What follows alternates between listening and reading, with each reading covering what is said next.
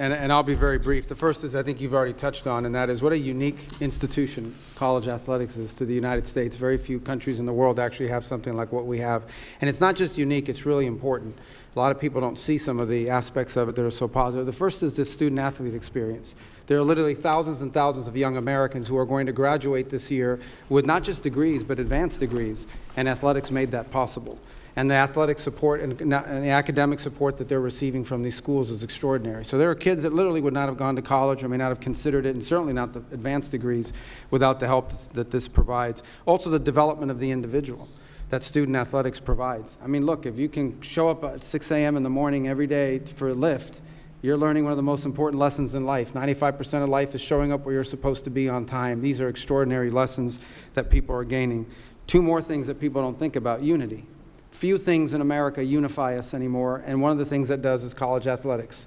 In particular, I can just, the experience of a Saturday, and I was about to say a Saturday in the South, but I don't want to discriminate against the other conferences. I'm sure it's true there too, where communities get together and people don't agree on anything else except that they want that home team on the field to win. And it's one of the few unifying experiences we have as a country, and it's so critical. And the last you touched on as well, Mr. President, this is the feeder program for our Olympic teams. Without it, there is no feeder program. Other countries have structured it differently, but the way we have it in our country is so unique in that way.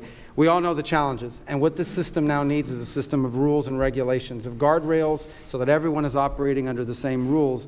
And it's difficult to do because it's moving very fast, but you've got the right people in the room here, Mr. President, and the right leadership. So thank you for caring about this, because it truly is important for the country and for millions of Americans who are fans, and thousands of families who have student athletes in their family who have experienced the system or are going through it now. So thank you. And Marco has a conflict of interest that he didn't reveal, which is a very serious charge. Could be a criminal charge, actually, because his son is a very good player for a very good college and makes money with NIL.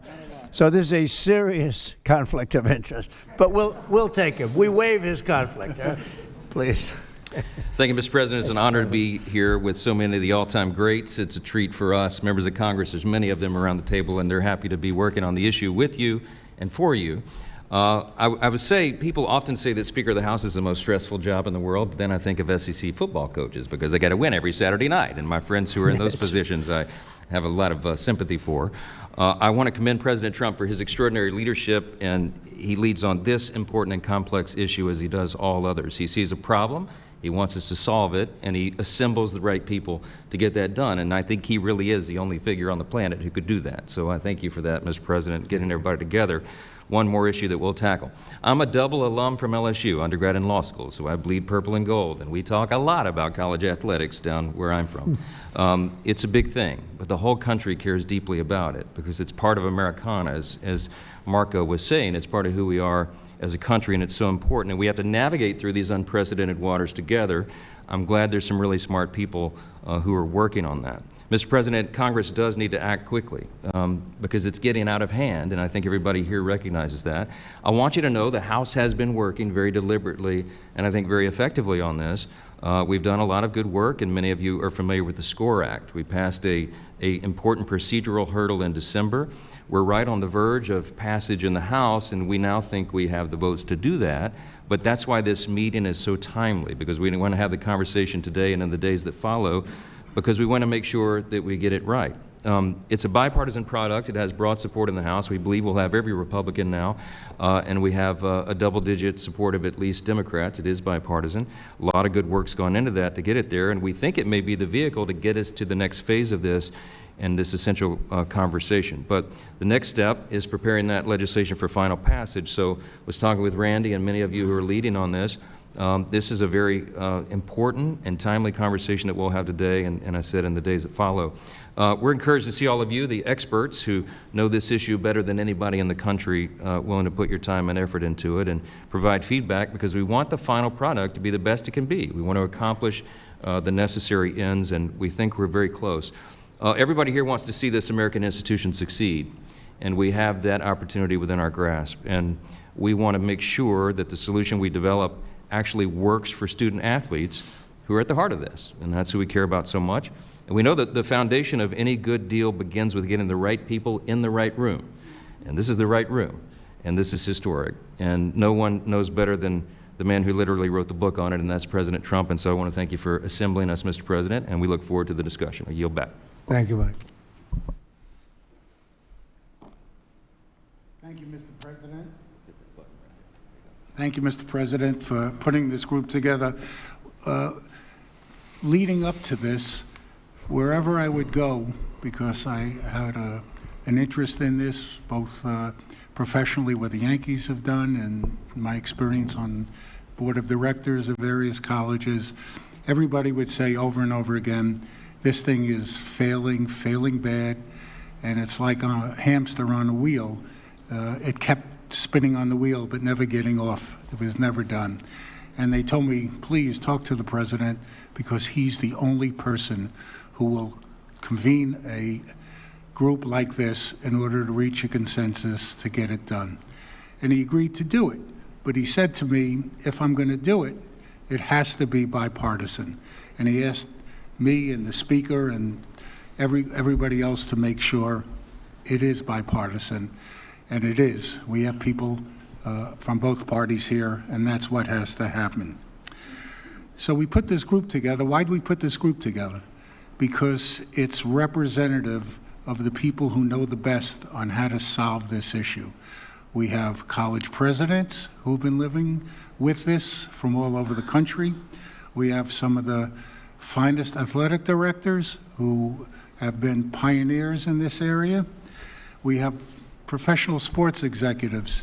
Why do we have them in the room? The answer is, as Commissioner Silva would tell you, or Hall of Famer Lou Lamoriello, these issues have been in professional sports for a long time. We have a lot of experience. I negotiated the first revenue sharing agreement in baseball. Caps, revenue sharing, distribution, all of those things are what we live with every single day. So maybe we can share our experience and transport it here, as long as it's in the context of college sports. There's one group that is missing, but they won't be missing from the final product, and that's the student athletes themselves. This group, as we move on, you can be assured we'll be talking to the student athletes and all their representatives to make sure their voices is clearly heard. You know, time is of the essence.